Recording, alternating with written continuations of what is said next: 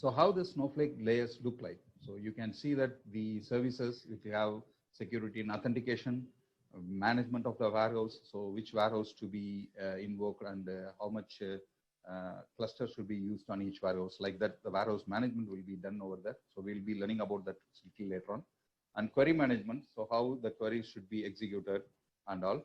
And optimization, so how the query should be framed and how much data should be taken or loaded into a cache and how the cache should be used, okay, cache management, metadata management, right, and high availability. So that means that even in the case of any failure, so it should be available for the end users, right? So that is how the layers have been formed.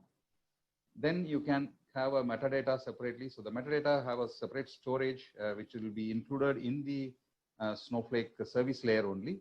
And without invoking your warehouses, you can access the metadata, right? So for example, if you want to do a select statement, select star from some table, you require a warehouse to execute this statement.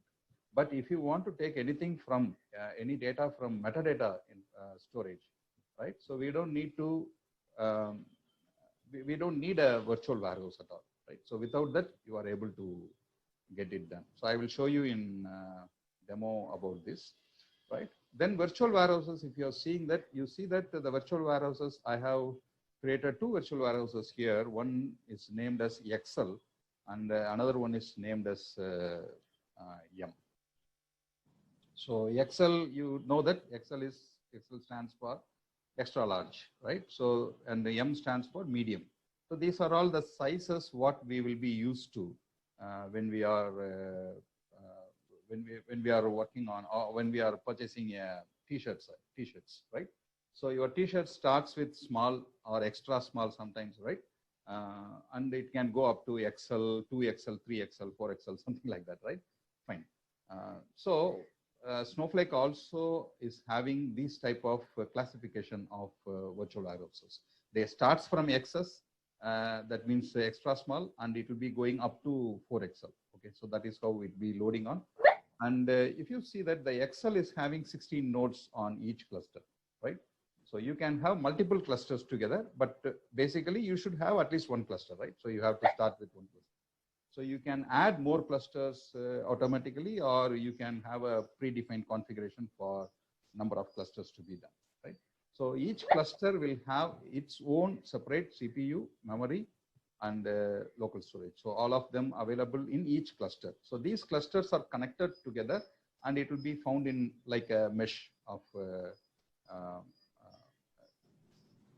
cluster of virtual warehouses, virtual machines, right? Actually.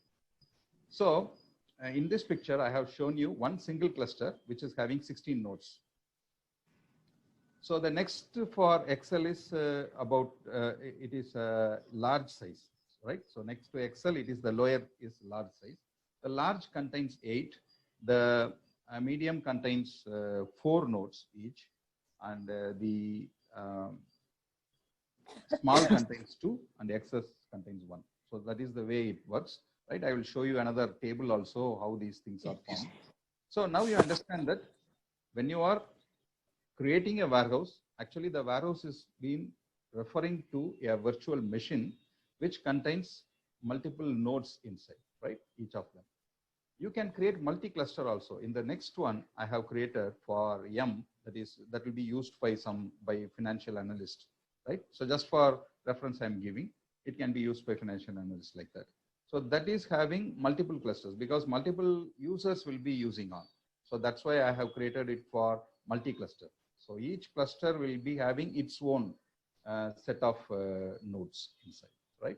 So if I am creating a multi-cluster with 3 clusters for Excel, it will be 16 into 3. That much of nodes will be available. Okay, so that is how the sizes will be increasing. Then the database is also kept separately. So there is no connection between the databases and the virtual warehouse at any time at all. There is no connection at all, right? So you need to mention this is the database where it is located in this particular location. I want to access it. So that way you have to mention it. That will be mentioned by the query itself. So the query execution, when it is happening, it will be done by the query management, which is in the service layer. And the Snowflake virtual warehouse can understand where your data is located and how it has to go there and how it has to fetch the data. So everything will be done by the query management, right? The execution alone will be happening on a virtual warehouse. So the virtual warehouse is a separate layer and database are separate layer. So it will be giving you the utmost performance about that, right?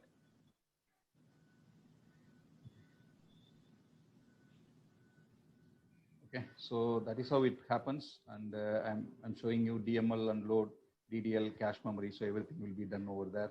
And the databases internally, it will be stored on micropartitions. So that's what I'm showing you over here in the below last picture, right?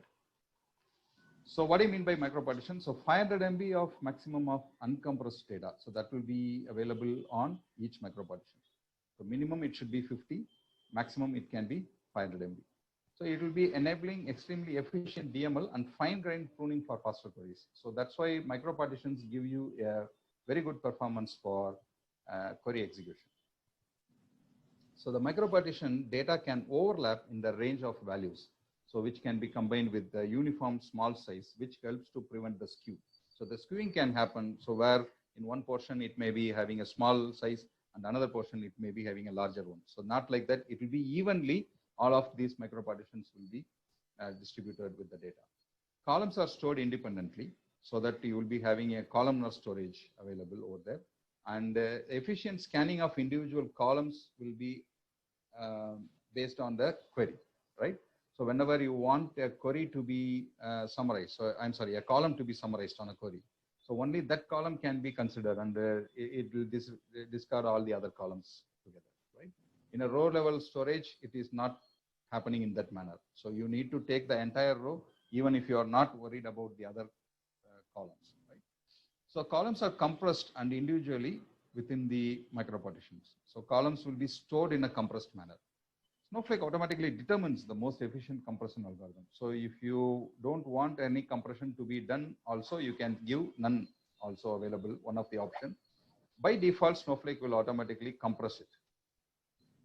And the compression method will, if you want a different compression method, you are able to configure it in a different manner also, right? So you can have a different construction method. So Snowflake stores data in partitioning, and that is called as micropartition. So this is how a micropartition looks like. So logical structure is one table. I'm showing you a table here, and how the table will be formed physically. So in each micropartitions, you are seeing that there are 4 columns over here: type, name, country, date. 4 columns are there. Each of the columns are stored in a columnar manner, and each row mostly they will be put it in one single partition itself. Okay. So the micropartition engine will be trying to put all the data together in one single partition. If not possible, it will be moving on into the another partition. So you can see that the rows 1 to 6, 7 to 12, 13 to 18, like that, it will be showing all the rows together in single partition, but in columnar storage. Each of them separate columnar storage available. So how the partitions will be created? So it will take some natural dimension sorting. So it can be sorted by a date column, or it can be sorted by a primary key column, or any other column, whatever. If you want to customize it, you can specify a column which should be sorted about.